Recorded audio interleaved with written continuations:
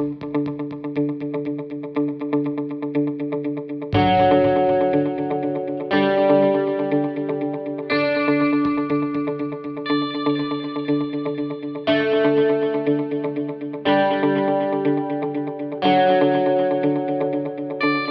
everyone, welcome back to the Australian Rotary Health podcast called The Research Behind Lift the Lid. I'm Jessica Cooper, and today on episode 54, I will be having a chat with Dr Bianca Kavanagh from Deakin University. Bianca was awarded an Ian Scott PhD scholarship from Australian Rotary Health from 2018 to 2020 for her project Personality Disorder as a moderator of psychiatric clinical outcomes. Bianca is an Associate Research Fellow at Impact, where she has been working since 2016.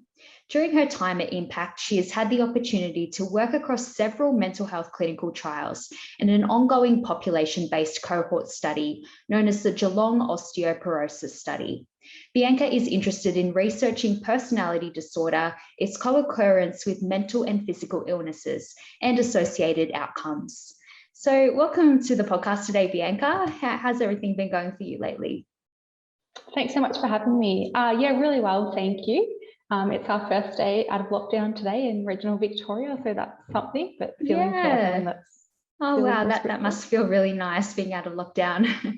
Yeah, it is. Yeah. Hopefully we'll have some nice weather this weekend and we can do something. Oh, lovely. Yeah, we're hoping here in New South Wales that things will start to lift as well here. So yeah, I hope it does. We'll get there eventually.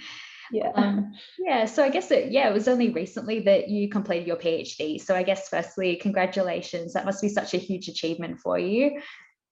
Thank you. Yeah, it's really exciting to be completed now. It was an interesting but challenging couple of years, so it's nice to be on the other side of that now. Yeah, absolutely. And I'm really looking forward to hearing all about your PhD work and getting into that. But I guess before we get all into that, what kind of work have you been doing since then? Since I completed my PhD, I've been working as a postdoctoral research fellow. So I'm still at Impact, which is located within Deakin. So still in the same research group where I completed my PhD. So I've been very fortunate in that respect. So still working alongside some really amazing colleagues.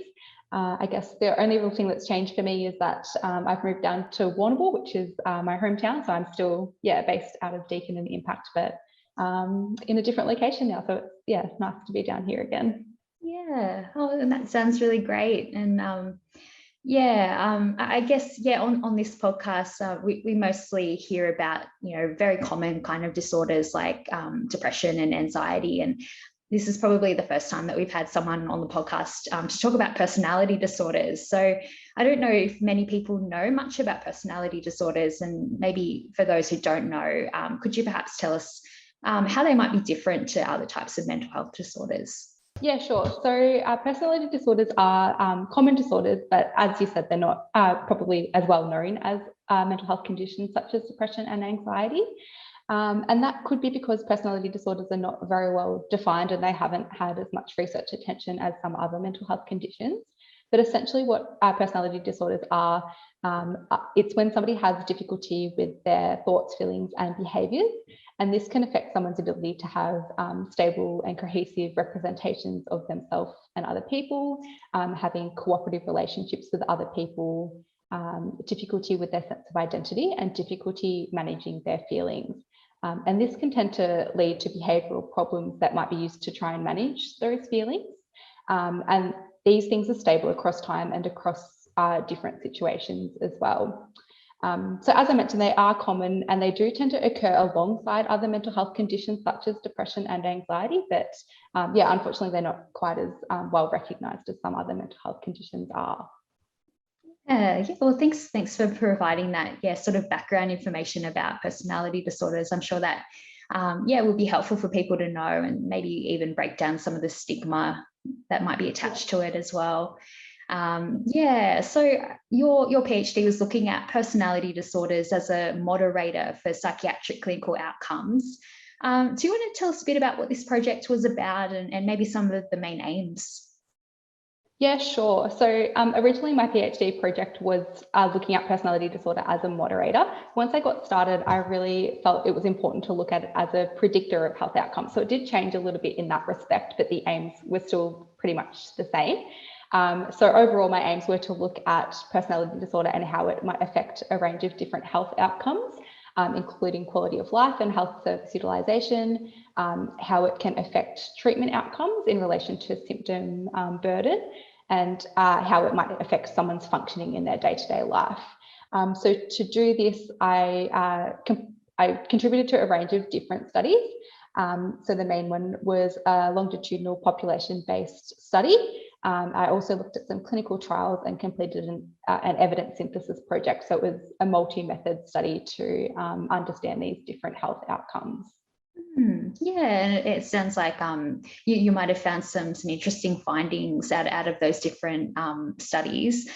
Can you maybe perhaps tell us about some of the main findings? Yeah, sure. So in relation to the population-based study that I contributed to, in that study, I was looking at health service utilisation and quality of life. So I looked at different aspects of quality of life, so social, environmental and psychological quality of life. And we found that compared to other mental health conditions, those with a personality disorder did tend to have poorer quality of life. So some of the suggestions of that are that psychologists should really be aware of personality disorder and pay special attention to those that have personality disorder, because they do tend to have difficulty in relation to how they think and feel, and difficulty with their well-being. We also found that health service utilisation tended to be increased for those with personality disorder in comparison to those with other mental health conditions. So in areas, in health areas such as general practitioner offices, dentistry and allied health, they do tend to use those services a little bit more than people with other mental health conditions.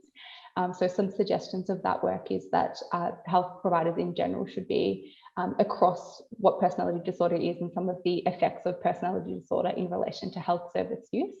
And it's been really great to see that disorders like depression and anxiety are becoming really well recognised across the board, and they're being picked up in settings such as GPs offices, but it would be really great if that could be extended to include people with personality disorder as well.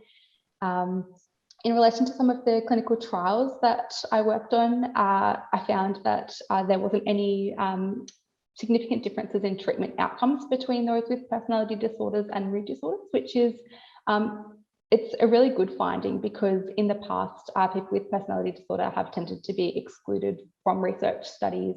So this really showed that they should be included and that it should be assessed, so that people with personality disorder might be able to find more novel treatments and newer treatment regimes that are becoming available into the future.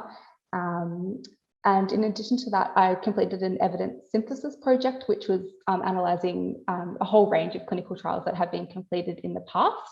And that again showed that there was no difference in treatment outcomes for those with personality disorder. So that, yeah, again, really highlighted the need for people with personality disorder to be included in research studies going forward. So I guess, would you say that it's not really an area that's really studied that often with people with personality disorders? Yeah. So in the past, it has really tended to be excluded from really large scale studies, such as the Global Burden of Disease study. And that's been an oversight, because different research funding is directed to mental health conditions based on big studies like that and where they're finding prevalence for different conditions.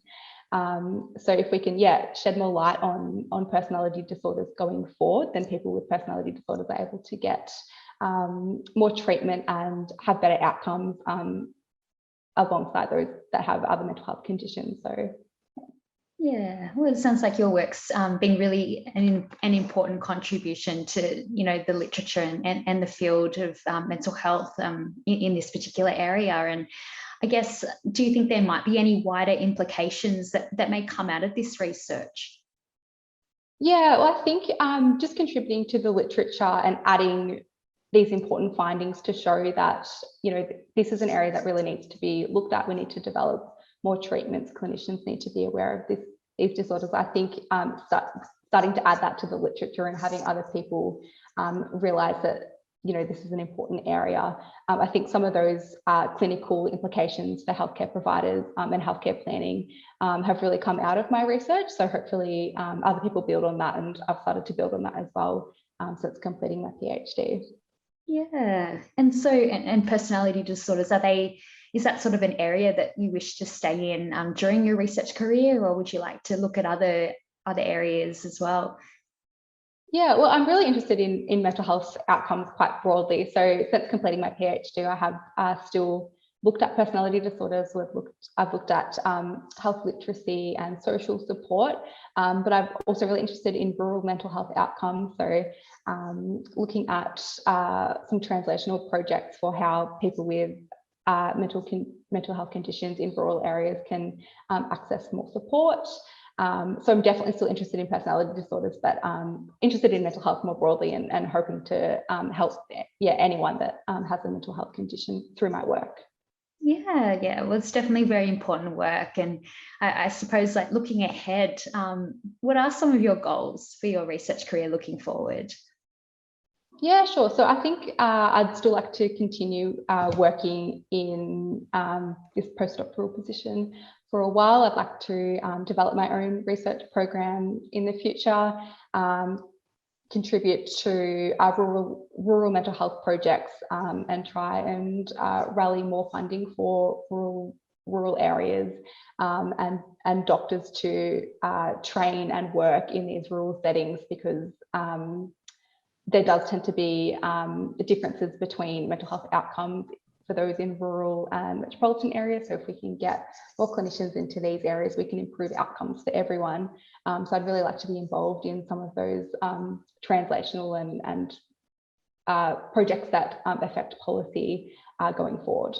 Yeah, and that sounds like another really important area as well. Yeah, really helping people in those areas that sort of don't have as much support as we might in these, metropolitan sort of areas. So yeah, that sounds really exciting. Yeah, it is. Yeah, and I'm sure that our Rotary audience will enjoy hearing about the outcomes from your research and where their donations have gone towards. I'm just wondering if maybe you could talk about how the Ian Scott PhD scholarship might have helped you personally in your research career. Yeah, sure. So I'd firstly like to thank the Rotarians for contributing to my research funding. It was really helpful to have that financial backing throughout my PhD. So that meant that I was able to complete my PhD full-time and do some casual work alongside a full-time PhD project. If I didn't have the funding, that it would have had to have been that I was working full-time and completing my PhD part-time, which would have been, it would have taken a lot longer, and it would have been a little bit more challenging and a little bit more stressful, I think. So having the support from Rotary Health was really helpful in being able to get through my PhD project, in a full-time capacity, I think. Yeah. Well, yeah, it definitely sounds like a big commitment doing a PhD. So yeah, having that extra support, absolutely. It's very helpful. It's been really great to talk to you today, Bianca, about your research, and I suppose before we wrap up, was there anything that you would like to add?